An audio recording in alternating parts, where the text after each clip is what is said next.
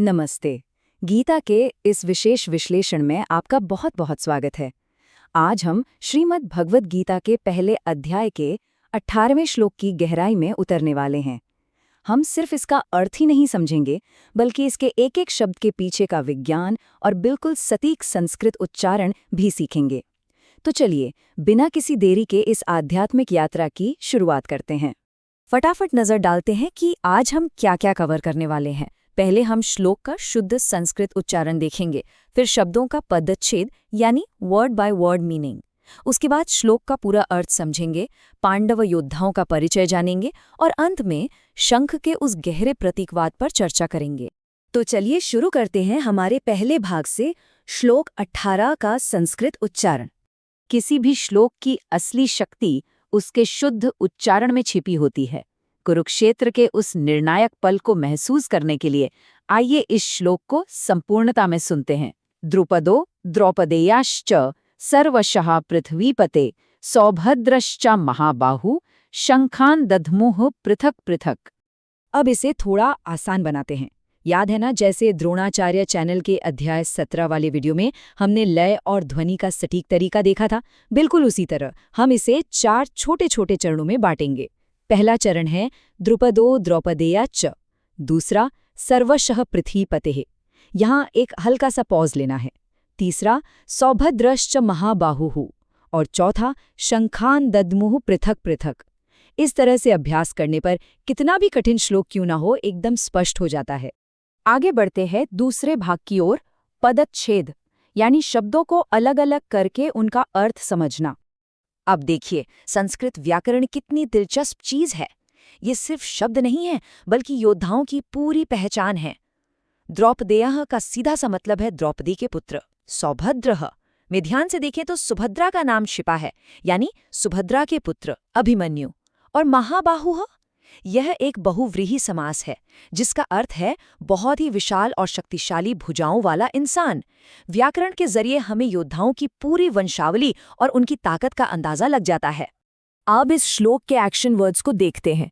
शंखान यानी अपने अपने शंखों को, दध्मु का मतलब है बजाया, और यहाँ एक बहुत ही कमाल की बात है, दध्मु शब्द में लिट लकार यानी परफेक्ट टेंस का इस्तेमाल हुआ है। ये बताता है कि संजय बिल्कुल आंखों देखा हाल सुना रहे हैं। जरा सोचिए, उन भारी भरकम शंखों को बजाने के लिए कितनी जोरदार सांस की जरूरत पड़ी होगी। फिर आता है पृथक पृथक यानी अलग अलग, और सर्वश जिसका मतलब है सब ओर से। यहाँ पर एक शब्द है जो पूरा नजरिया ही बदल देता है। पृथ्वीपते, इसका मतलब है हे पृथ्वी के स्वामी, यानी हे राजन। ये एक सीधा संबोधन है।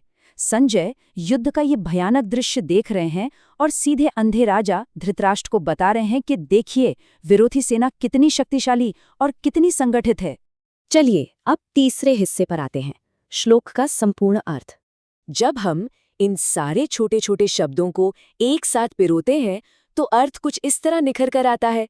राजा द्रुपद एवं द्रौपदी के 5 पुत्र और बड़ी भुजा वाले सुभद्रा पुत्र अभिमन्यु, इन सभी ने हे राजन सब ओर से अलग अलग शंख बजाए। देखा आपने कैसे एक एक शब्द जुड़कर कुरुक्षेत्र के उस ऐतिहासिक और रोंगटे खड़े कर देने वाले पल को हमारी आंखों के सामने जीवंत कर देता है। अब आते हैं चौथे भाग पर, पांडव योद्धाओं का परिचय। आखिर ये शंख बजाने वाले योद्धा थे कौन? पांडवों की सेना कोई आम सेना नहीं थी, बल्कि एक बहुत ही डायनामिक और विविधतापूर्ण फोर्स थी। एक तरफ राजा द्रुपद हैं, जो अनुभवी और पुरानी पीढ़ी का प्रतिनिधित्व कर रहे हैं। फिर द्रौपदी के 5 पुत्र हैं, जो युवा जोश से भरे हैं। और अंत में सुभद्रा के पुत्र अभिमन्यु, जो अकेले ही पूरी सेना पर भारी पड़ने वाले पराक्रमी हैं। मतलब अलग अलग पीढ़ियों और पृष्ठभूमियों के योद्धा एक साथ आकर एक भयंकर संगम बना रहे थे। अब रुख करते हैं हमारे आखिरी और शायद सबसे महत्वपूर्ण हिस्से की ओर, शंख का गहरा प्रतीकवाद। भगवद गीता में शंख सिर्फ कोई म्यूजिकल इंस्ट्रूमेंट या बाजा नहीं है, ये असल में एक आध्यात्मिक अस्त्र है। जब हर एक योद्धा अपना शंख बजाता है तो वो बस शोर नहीं कर रहा होता, वो अपनी व्यक्तिगत निष्ठा, अपना संकल्प और भगवान श्री कृष्ण द्वारा दिए गए उस ईश्वरीय कार्य के प्रति अपना कमिटमेंट दिखा रहा होता है। ये शंख की ध्वनि रणभूमि में एक तरह का ईश्वरीय सुरक्षा कवच तैयार कर देती है। अगर हम तुलना करें तो ये अंतर बहुत ही चौंकाने वाला है। याद है श्लोक 13 में कौरव सेना की ध्वनि कैसी थी? एकदम अराजक, एक साथ मचने वाला डरावना शोर। लेकिन पांडवों की ध्वनि कैसी है? पृथक पृथक, यानी हर योद्धा ने पूरे अनुशासन के साथ एक के बाद एक अपना अलग शंख बजाया। कौरवों के उस शोर शराबे के सामने पांडवों का ये अनुशासन उनके साफ और दिव्य उद्देश्य को दिखाता है। और अंत में आता है शब्द सर्वशः, सब ओर से। जरा इमेजिन कीजिए, जब अलग अलग दिशाओं से अनुशासित रूप से शंख बजे होंगे तो कुरुक्षेत्र के मैदान में कैसा गगनभेदी सराउंड साउंड इफेक्ट पैदा हुआ होगा। इस एक शब्द से पता चलता है कि वो ध्वनि सिर्फ एक कोने में नहीं, बल्कि पूरे वातावरण में फैलकर विरोधियों के दिलों में खौफ पैदा कर रही थी। तो इन सब बातों से हम क्या सीख सकते हैं? इतने सारे अलग अलग योद्धा अपनी अलग पहचान और ताकत के साथ एक ही लक्ष्य के लिए शंख बजा रहे हैं। ये अनेकता में एकता का एक बिल्कुल परफेक्ट उदाहरण है। आज के समय में हम भी अपनी अलग अलग योग्यताओं और आंतरिक शक्तियों को किसी एक बड़े आध्यात्मिक या जीवन के लक्ष्य के लिए कैसे एकजुट कर सकते हैं?